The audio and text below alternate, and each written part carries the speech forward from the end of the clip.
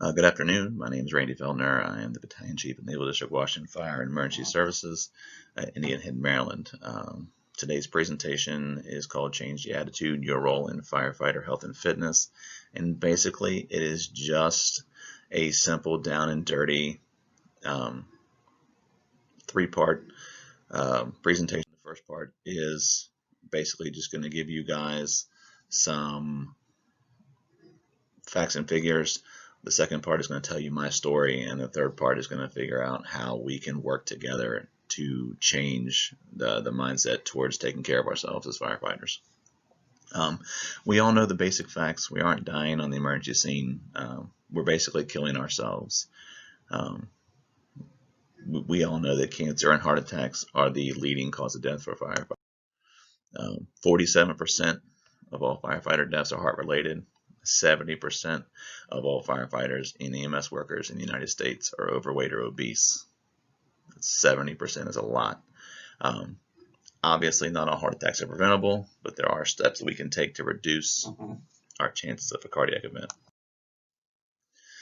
In today's fire service, cancer is a hot topic. Preventing that, there's all kinds of new SOGs and programs and classes and concepts out there.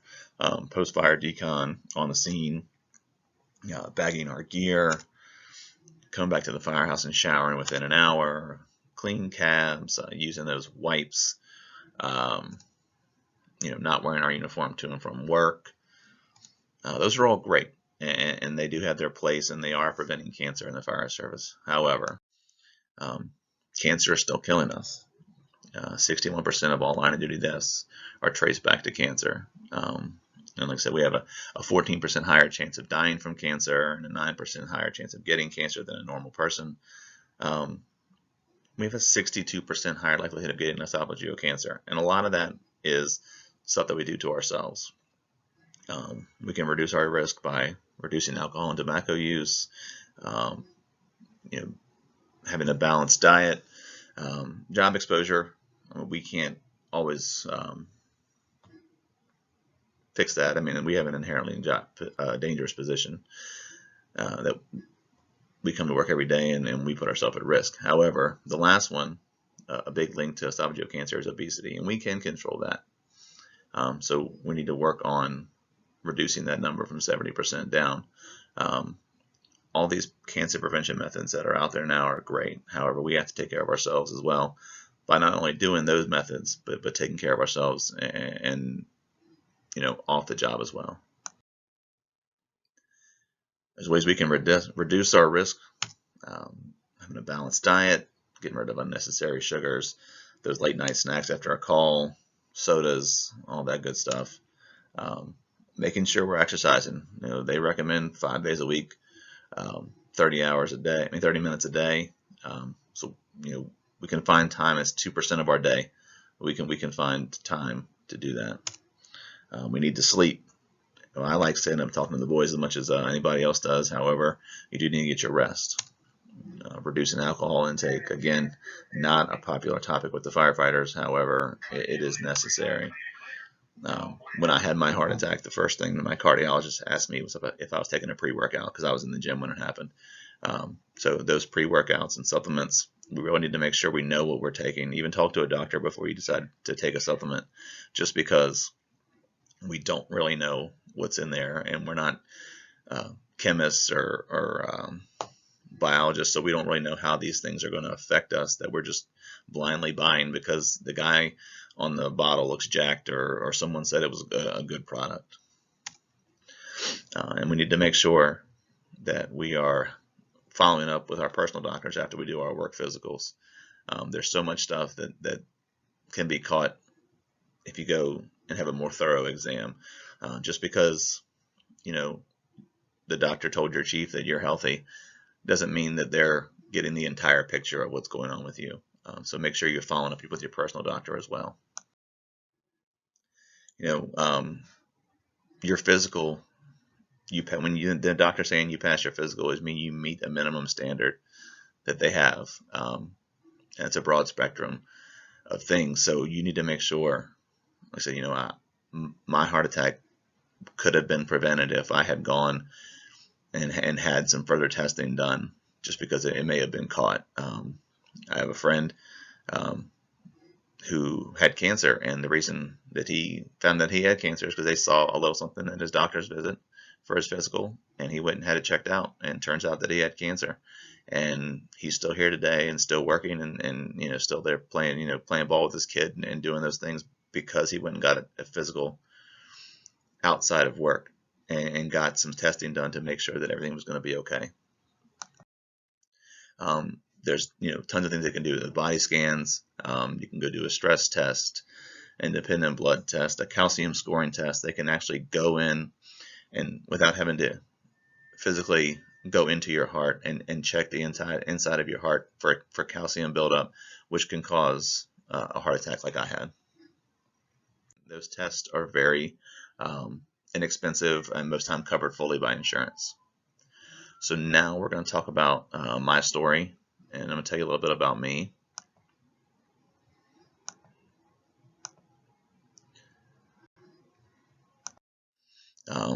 When I started in the fire service, I weighed 273 pounds, and I'm like 5'9", so it looked like I was mega fat, and I was so fat though that my stomach fat was actually pushing up to my diaphragm, making my heart look like it was enlarged. They thought I wasn't going to be able to start working. They were going to eliminate me before I even started. So at that point, I went ahead and started exercising, started eating right. My wife got me into that, and we have been that way ever since. Just a little bit on my background. Like I said, I'm a battalion chief at Indian Head, Maryland, at the Navy base. I'm a past chief of the Columbia Beach Volunteer Fire Department. I'm a IFF personal or peer fitness trainer. A book full of paper certs. Bachelor's degree in fire service admin, master's degree in emergency service management, and all those things are cool, and I'm proud of those things. However, they really don't mean anything. My number one credential now, especially when I'm talking about this stuff, is that I'm a survivor. I had a heart attack on October 11th, 2018. I went into cardiac arrest. Obviously, I'm still here to talk about it. So I'm going to share this quick video from an experience that I had of going and speaking about that, and just kind of talk about my mindset with all that.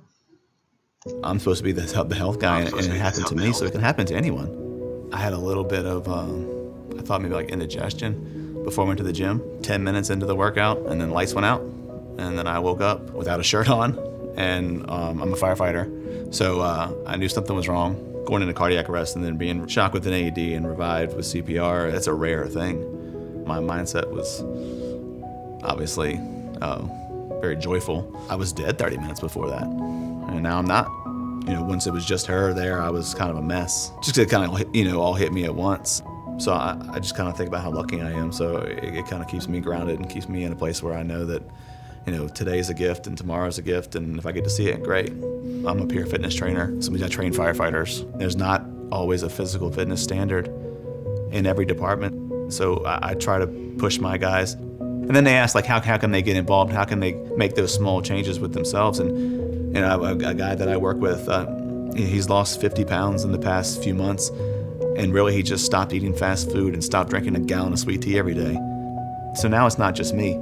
So I've kind of taken that on the road and tell my story. If we can change one person's mind about taking care of themselves, I don't care if it's cardiovascular or just losing some weight, or if I help one person not have to go through what I went through, then I win, and I help someone else. That's all I want to do. I'm here for a reason, so that's got to be it.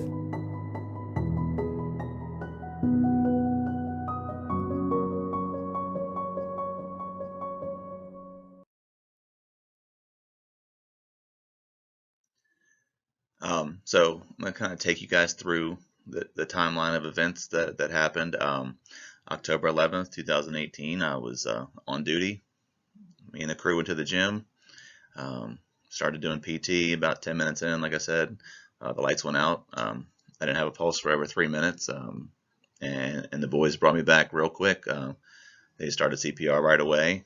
and used the AED in the gym. They didn't have time to get the paramedic ambulance to have the life pack in there before they had already started with the AED and shocked me twice. And then I woke up and the boys were standing over top of me, and I didn't really know what was going on. I spent 4 days at the hospital. 2 of those days, I was not allowed to move my head off the pillow because I had a balloon up into my aorta that was helping, my heart recover. I was lucky that my wife was there with me because I was just happy to be there. The doctor could have told me anything, and she really stayed on them to make sure I was getting the best care that I could. Hardest part about this whole thing was that was my 3rd day at work. I worked overtime the night before, and I kind of left without saying goodbye to my daughter because I didn't want to upset her before she went to bed. So I just left. So I didn't get to see her for 5 days. She wasn't allowed to be in the ICU because she's so young. And I was not a big crier before this, but I guess whatever they shook loose in my heart, flipped that gene on, because I cry at Folgers commercials now. I had visits from firefighters from all over the place, family, friends, pastor came by to see me. That really did help.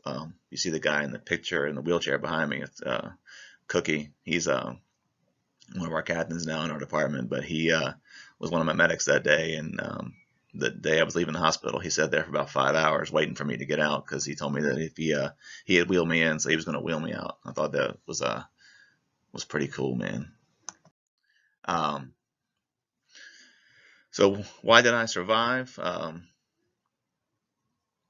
Obviously the first part, my crew was awesome, but since I was their captain, I'll take full credit for their training and their ability to do their job. I'm just kidding. They were amazing. They didn't need me to be amazing. The real reason I survived, aside from the quick CPR, I'm back at work. I don't have any restrictions. I can do whatever I want to. I go to the gym 5 days a week now, but that was because I was in such good physical condition prior to my event. Yes, I had a calcium buildup. Yes, I had a blockage that stopped it. But I ran all the time. I did cardio training. I did weightlifting. I took care of myself. I ate somewhat healthy. I still like to eat a bad meal all the time, but I try to limit that. So that's the scientific and medical reason I'm still here. The spiritual side of me, I really believe that I had a lot of people praying for me that day, and I had a waiting room full of people. Everybody from the department and people I know and family, friends. I tried to turn my phone off because it just kept going crazy. People texting me. Some of them just texted me to say, "Hey man, I heard a guy on your crew had a heart attack and went to cardiac arrest." And I texted guy back to me, "Bro, that was me." So people really reached out, and I think that played a big role in my recovery as well. Obviously, you can't prove that, but that's my opinion. When I left the gym, my wife is a personal trainer, just like I am. She's also a cardiac rehab therapist, so I had to listen to her more than I normally have to listen to her. That picture on the left is from the first day I actually kind of ran outside. And that picture on the right was the first time I was allowed to do anything in the gym besides walk on the treadmill at like 2 miles an hour. I didn't quite know if I'd be able to go back to work. I honestly, I didn't care. I was alive and I was still there for my family, so the work part was second. I love the fire department, but I don't love it more than my family. 2 weeks after I got out of the hospital, I was in the gym. It was tough starting back over from the beginning. Just basically I couldn't have my pulse over 110, so I had to go real slow. Each day it got easier and easier. And then February 4th, I got to put my gear back on the truck in the same position it was in when I left that day. My wife and I, we like to run races and do marathons and all that crazy stuff. And I told my wife in the hospital, she was very upset. And I told her in May, I'm going to run the Historic Half Marathon with you. And she kind of looked at me like I was a lunatic, but I told her I was going to do it. I don't care if I had to walk the whole thing, I was going to do it. And on May 19th of 2019, I kept my promise to her. If you see the crew of guys with them yellow vests on the bottom, they actually came to see me in the hospital. I didn't even know 3 of those guys. The guy on the right that I'm standing beside, his dad was my captain at Dahlgren, but those guys just came to see me just because I was a fireman. And the guy on the right, he ran the half marathon. I asked him why, and he said that if I can have a heart attack and then go run the half marathon, then he can run the half marathon. So that was pretty neat too. That summer, I got to go. Last summer, I got to go down to North Carolina and meet with some other heart attack survivors. And it was more therapeutic than I thought it was going to be. I thought I was just going just to kind of talk about what I've been doing, going and talking to people. But, I went back to work, and we're not an extremely busy firehouse. I'd run a few calls, but I wasn't really quite sure if I was ready to do it. I was just unsure of myself. And I could see some of the guys were kind of unsure of it too. I knew that I could physically do it. Doctor said I'd be fine, but I was a little worried about the just putting that strain on you, because it is different than just going to the gym, and I wasn't really ready for that, and I needed to let some stuff go from dealing with the heart attack. So I got to go meet Bob Harper, who's a personal trainer, and this guy was in shape, and he had a heart attack like I did, and he's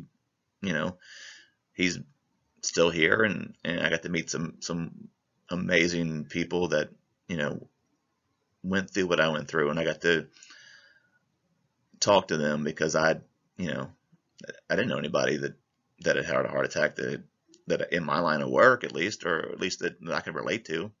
So, meeting them was really beneficial to my mental, I guess, fitness to come do this. And this is just a little snippet of the day and how we kind of all bonded together.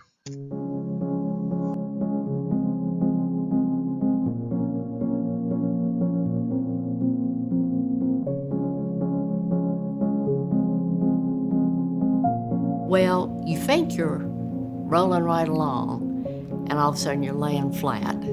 I remember sending a text to my husband because by this time I felt like I couldn't get enough air to speak.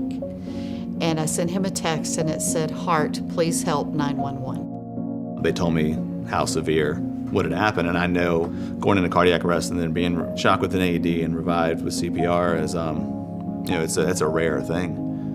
And it was because of the fast action of one of the trainers that found a doctor in that gym. He is the reason that I am sitting here. I'm gonna let the caregivers go out for a minute, and I wanna just have a moment with just the heart attack survivors.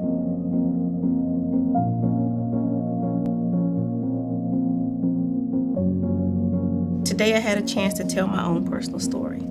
And again, you were with me. When I think about my heart today, I feel damaged.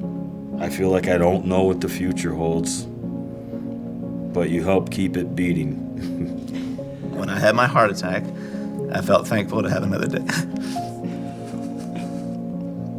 Another day with you and Nora. But I also feel like I let you down.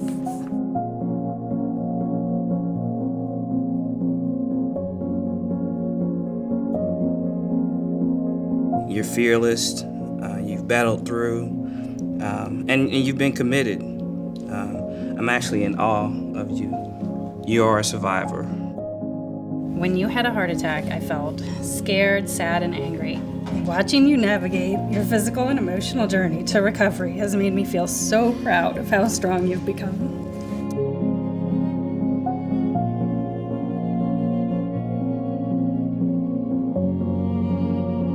When you had a heart attack,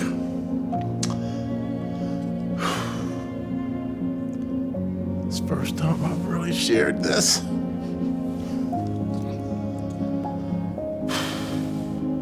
I felt scared, anxious, fretful, all the things that you can imagine one would feel when confronted with a situation like this with your loved one who is the light of your life. We're doing everything we can to try to help other people at a time like this.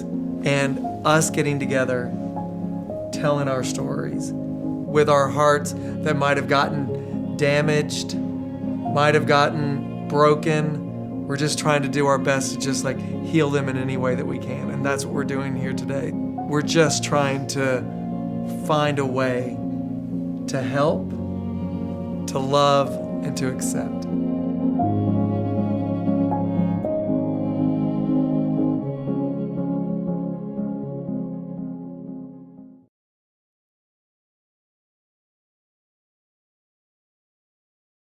Went in there that day, and I didn't really know what to expect. And you know, I'll be honest, I was embarrassed when I had my heart attack at first. You know, because I was always the guy saying, "Hey, you need to go to the gym and you need to eat right and take care of yourself." And I see these guys who really don't do that, and then I'm the one that's laying in a hospital bed. Yeah, and I told that to the crew that day, and then Bob Harper looked at me and was like, why did you go run that race or do these things? And I was like, I just wanted to be normal again, and I wanted people to think I was normal again. And he said, man, you don't have to do that. Like, just you having a heart attack, that is your new normal. Doesn't mean anything's wrong with you. You know, he said, you can do everything. You know, I can do everything I could do before. I happen to be the guy who had a heart attack, so do something about it and fix somebody else before they have it. And that really kind of opened my eyes to what I'm doing now. So it made me think about these kind of three things. You know, kind of think about what who my health affects. You know, as far as who I look up to, I have tattoos on my arms of some of the guys who come before me and that I really looked up to in the fire department, and I think about them. Both of them died of a heart attack. And then that was hard for me, and then I kind of, so I use that to make sure that doesn't happen to me. And then also I always think about my crew, the ones I used to work with, the ones I work with now. You know, my health affects them. I'm the battalion chief now, so I'm not always running into the burning building. But if something happens to me, it affects them just as much as it affects, you know, me. You know, we're all part of a team, and if one link of the team goes down, then you know, then the whole team suffers for that. And then most importantly, I think about the way my health affects my family. I have 2 daughters now, and my wife, and I seen what this did to my wife and my daughter the first time, and I don't want that to happen again. So I really try to take care of myself a lot better than I even did before, just because of those simple reasons. And I need to update this picture, but I can't really broadcast any pictures of our newest daughter yet, just because of the adoption laws. But they're the reason that I try to keep myself together. They're the reason that I do this job. They're the reason I do everything. So that's who I really think about when I think about who my health affects. So on October 11th, there was 2 firefighters that were injured in the line of duty. Well, lots of them were injured. 2 that were that people talk about, that I talk about, and one was myself, obviously with my heart attack, but I survived. So, you know, I was pretty down that night in the hospital. My wife sends me a text about this guy, Lieutenant Brad Clark. He was involved in an accident. A tractor trailer hit him, and one of the guys on his crew, he saved his crew's life. He sacrificed himself for them that night. And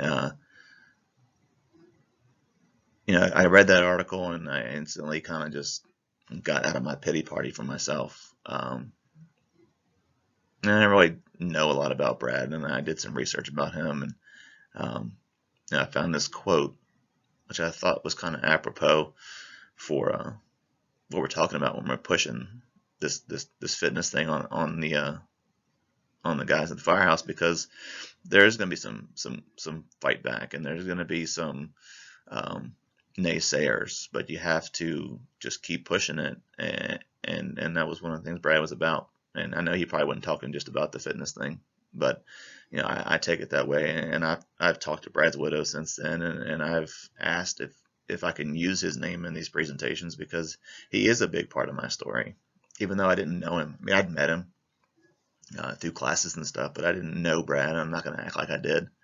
But his story was a big reason from my mindset turnaround as well. I don't have any survivor's guilt. I know that I probably shouldn't be here. I'm lucky to be here. So now I have an obligation to pay that forward and to make it right. And that's kind of where Change the Attitude came from. These are pictures. The one in the middle is from the first time I did a presentation. I didn't even have an idea what I was going to do. When I did this, I just kind of went to the Spotsylvania's recruit class and kind of talked about it. And then like I said, I've gone all over the place in Virginia and Maryland, and I'm going to be going to South Carolina in October to teach this course and just kind of talk to people. But it's not about me. It's not about my department. It's about all of us. So how do we change the culture, or change the attitude?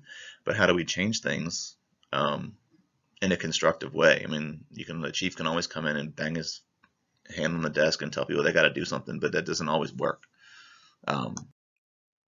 So the biggest thing is, if your department doesn't have a health and wellness program, you got to get one, and there's easy ways to start it. I mean, there's free resources out there. You can start it basically just by having guys get up out of the recliner and go for a walk, do a group workout together. Look into the peer fitness trainer program. There's gyms that have health coaches that'll help fire departments if funding is an issue. CrossFit gyms love to have firefighters come in. They probably work with you guys. Make it somebody's collateral duty. Find somebody who's into fitness and see if they want to work with the guys. Even something as simple as like a Biggest Loser, or like a Weight Watchers competition, who can lose the most weight. You get the guys. Obviously, there's guys that have all different sizes, but if you can get everyone involved, some of those guys who may need a little pushing will do it. Peer pressure is a big thing. Obviously, the chief, the guys on your crew, the public, they all expect you to show up in shape and ready to perform. But there's varying degrees of what that actually looks like. Like this. Look how chiseled I am in that picture. That's not reality. I mean, I'm sure there's a firefighter out there that looks like that, but that's not real. But just showing up as a guy who, eats right, takes care of himself, and is prepared to do the job, that's what everybody expects. So that's an easy thing to do. It's just self-control and working towards that. You may need help to do that, but that's where those coaches and everybody come in. We can't always be politically correct when we talk about fitness. There needs to be a line in the sand where you have that conversation, and it's not easy to have. I've had people have that conversation with me. My doctor did it. But I've had that conversation with other people, and like I said, it's not easy, and it's not something you want to do. One guy might respond to telling him that he's super out of shape and needs to get his act together, and another guy might need to be caught a little bit and just explain to him the benefits of taking care of himself. Not on the job, because then you're making it about yourself, and you're making it about what's going on at the firehouse. If you can sell it to them as, hey, this is for not only for here, but when you turn 50 and you retire, why work for 30 years if you can't enjoy it afterwards? I mean, I'm sure that you guys know, the two guys I spoke about earlier, once they retired, they only lived a few more years, and then they died because they didn't take care of themselves. So, it is a professional courtesy to the guys that you work with that you come into work in shape, but it's also, for your own well-being. So these are just some situations that we've come up with just as topic discussions when we're in a group class together. You got a firefighter who's been gaining weight for a couple of years. They put on about 50 pounds, but they're still passing that minimum standard physical.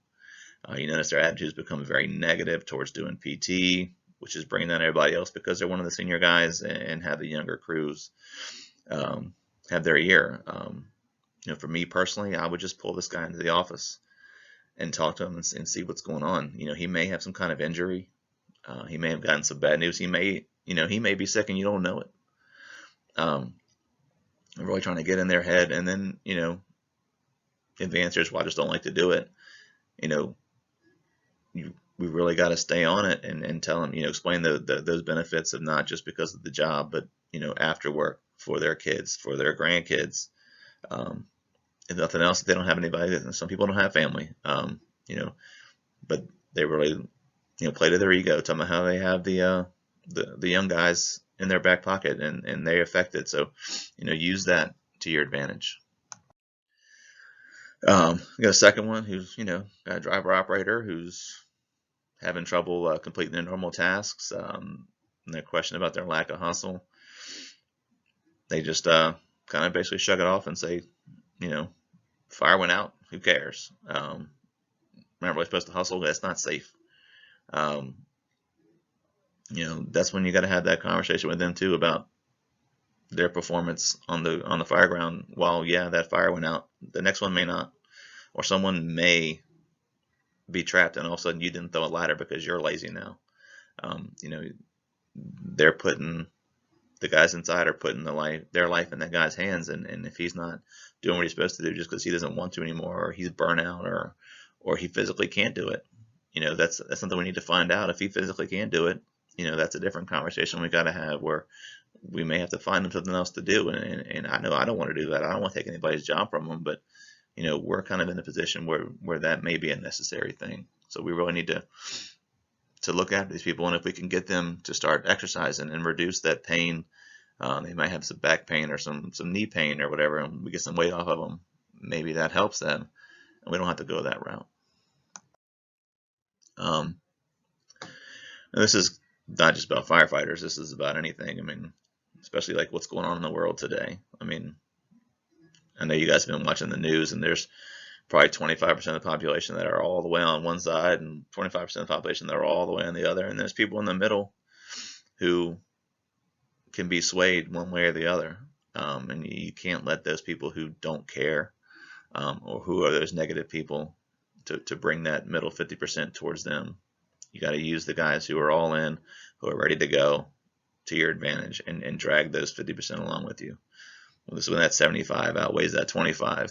You may be able to get some of that 25 as well. But if not, you still got 3/4 of the department who are ready to go at a moment's notice. It's important to be positive. I try to be a pretty positive person, so I think that it really helps. Helps in everything. If you come into the firehouse and everything's terrible and management stinks and the firefighters stink and the medics stink and the firehouse sucks and everything is awful, that doesn't make for a good day. The same thing applies with trying to get these guys to care about themselves and to care about the job and to care about just taking care of themselves in general. You have to stay positive at all times. Some negativity, this is from personal things that I heard that I just kind of laughed at because I just knew that it wasn't going to affect me. but these are some things that were said about me, or to me, actually to my face, or in my hospital room while I was laying there. There's two guys standing up in the corner, and I literally heard one of them say, "There's no way I'll ever come back to work." Right then I didn't even thought about it yet, and right then I was like, I'm gonna show you. And a guy tell me that he was glad I was okay, but if I didn't get to come back, he'd gladly transfer to my captain spot. I'm sure he was joking. I didn't take it that way. And people tell me that if they were him, if they were me, they would find a good lawyer and get their 66% of their pay and retire. One on the bottom, that was the day of my heart attack. And one of the guys that I work with came into work and literally said, they worked on overtime because everybody made everybody go home because of the event, and literally said, "I told y'all the gym wasn't any good for you." Like, that's how distorted his view is of life and the fire department, and how miserable he is, because this was his first thought was, the gym's not good for you. But he didn't even know that the gym is probably what saved me. Being at the gym is what saved me. Being with the guy I was working out with, he's so quick to get to me. If I had been home cutting grass, boom, dead. If I'd have taken a nap instead of going to the gym that day, boom, dead. This video would not be happening right now. There are some reasons. These are some things that I've gotten feedback on as we've done this class. A lot of people think like sometimes exercise is thought of as a punishment. Like guys are fooling off and they want to make sure them go to the gym, make sure they do something.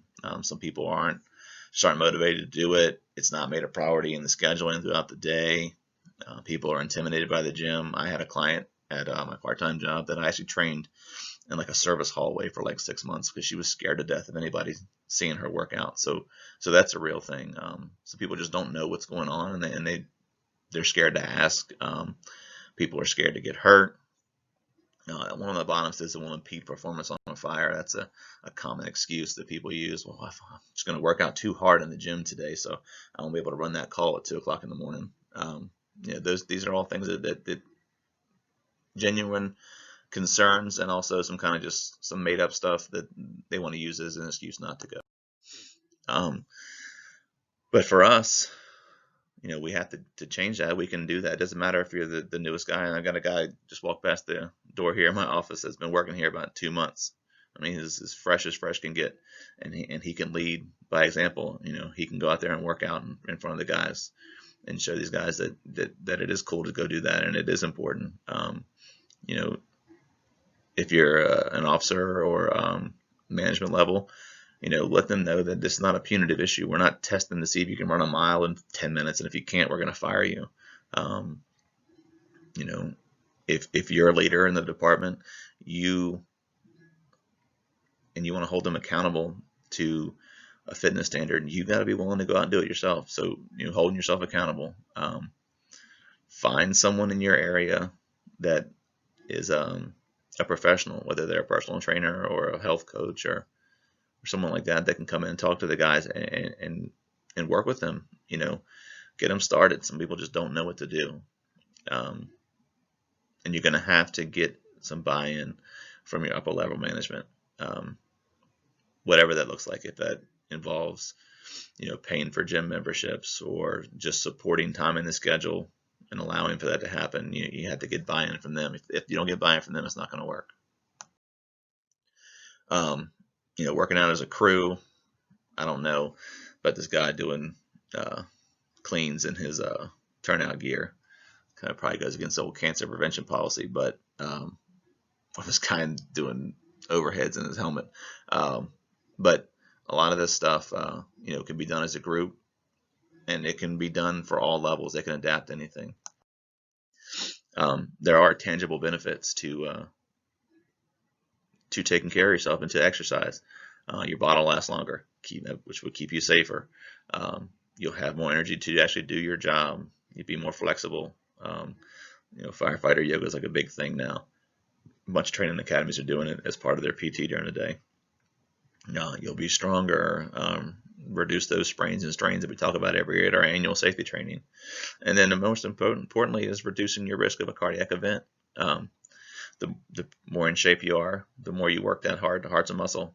So if you work that heart the proper way, it's going to be a stronger muscle. I like this quote. A gentleman by the name of Art Jackson asked that question to me in a class I was in. Can you expect perfection every single day, every single shift? And yeah, you can. It doesn't mean you're going to get it. Obviously, you're not, because nobody's perfect. But you can expect it, and part of that is taking care of yourself and preparing properly. You owe it to yourself, you owe it to your family, you owe it to your crew, you owe it to the people who you're going out of that firehouse to serve when that call goes off. We ride around on $1 million fire trucks and shine them up and polish the tools and make sure they're fueled and do all this maintenance on them. But we're not doing that for ourselves. The most important tool that comes off that rig is us. So that $1 million fire truck is worth 0 cents if you don't have the strength and the ability to do your job when you get off of it. Like I said in one of those other videos, even if I'm just talking to one person, I don't care who it could be 100 people watching this. If it's one person that gets something from it and it helps them, then hey man, it's worth every cent, every second, every tears shed, everything I've done since this happened to me to help. So hopefully somebody out there is watching this and they'll get something from it. If you have any comments or questions or concerns, this is all my contact information. My personal email is on the top, our Facebook page, our Instagram page, the email for Change the Attitude on there, and that's my cell phone number. I got a 3-week-old baby at home, so I ain't sleeping a whole lot right now anyway. So if you need something, or you just want to talk, or you just have somebody this has happened to him, and you want somebody to talk to him, I'll reach out to him. I don't have a problem doing that. Just call me, text me, do something, and I'll be or I will be there right there for you. And I mean that. If you need anything, just let me know. Thank you for your time. I'm sorry we couldn't be in person because of the stupid COVID. Maybe next year I'll come back. I get to come back and do this again, and we can meet up. But really, if you need anything, reach out. Hopefully this was a little informative, and you get something out of it. Thank you very much.